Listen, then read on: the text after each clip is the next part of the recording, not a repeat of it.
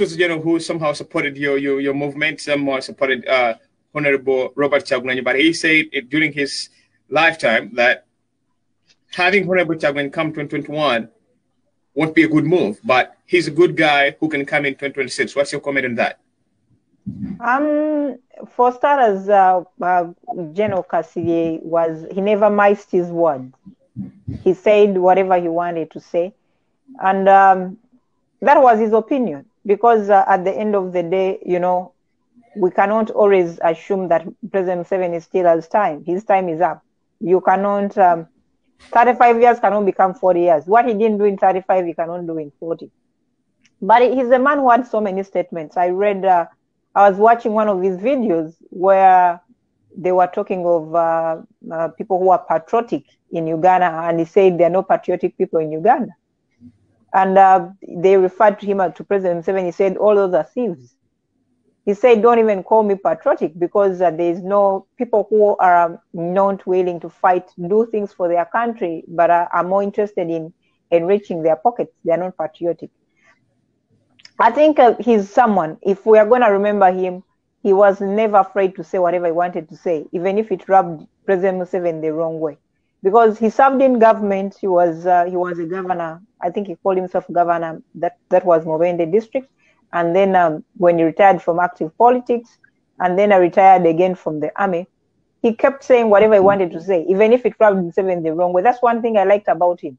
He was not, and for some people that came off as being arrogant, but again, he's not so many people who have worked under Museveni are willing to say the truth.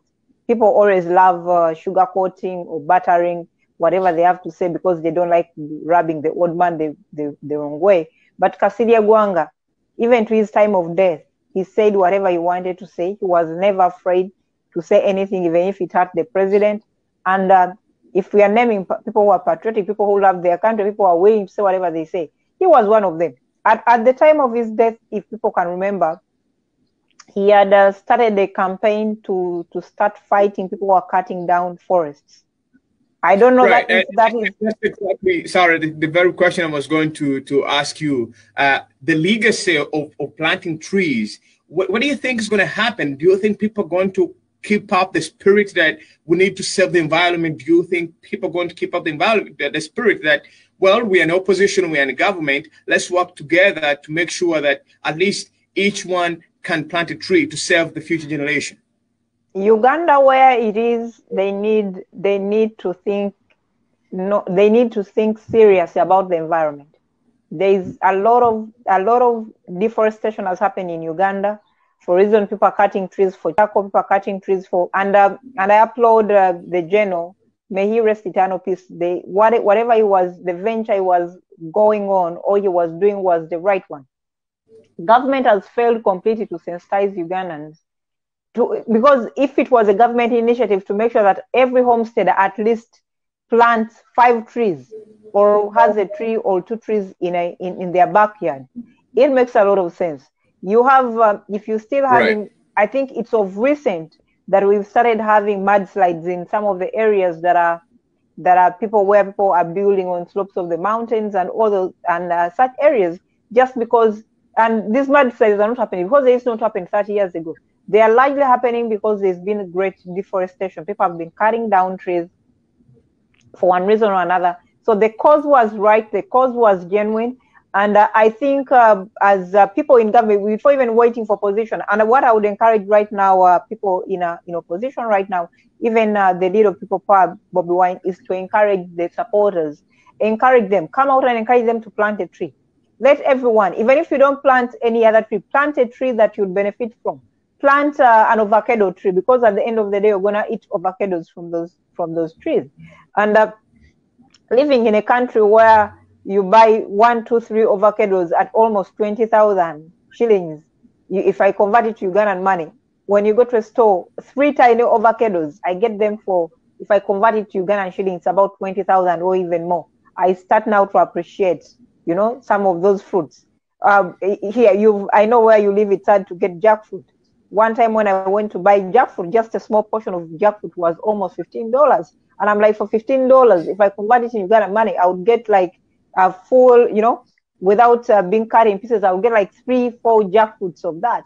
So I think even Ugandans right now in opposition, we should encourage them at least. Let Ugandans have an initiative to plant a tree.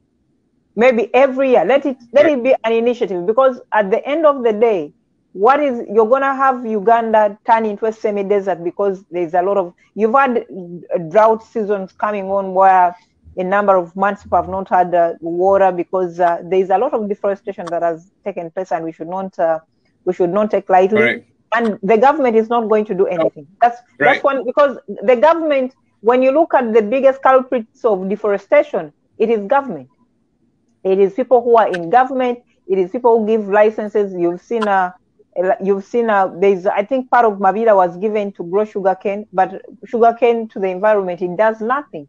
So if they are willing to give a part of the forest to grow sugarcanes that does nothing to the environment, I know, yes, they're interested in getting money, but even for the sugar consumers, sugar has never been healthy to the body at all.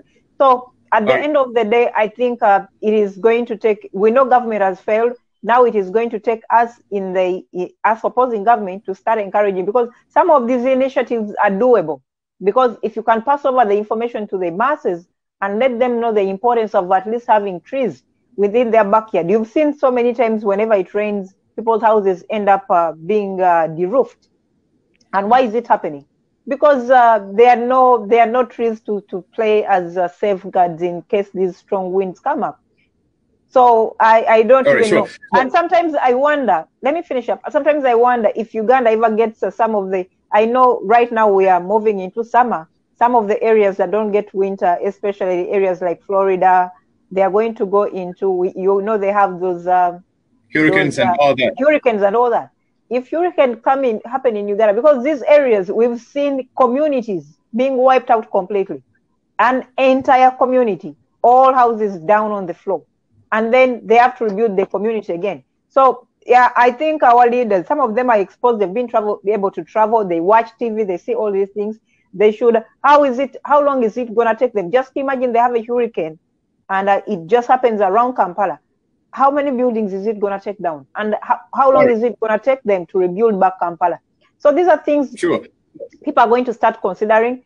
And because they're doable, we need to sensitize people to start planting trees. Plant 1, plant 2, even if, because that is an initiative anyone can do, whether an organization, whether people in opposition. We should encourage people, because if hurricanes or if these mudslides happen, they affect individuals and government doesn't care about them.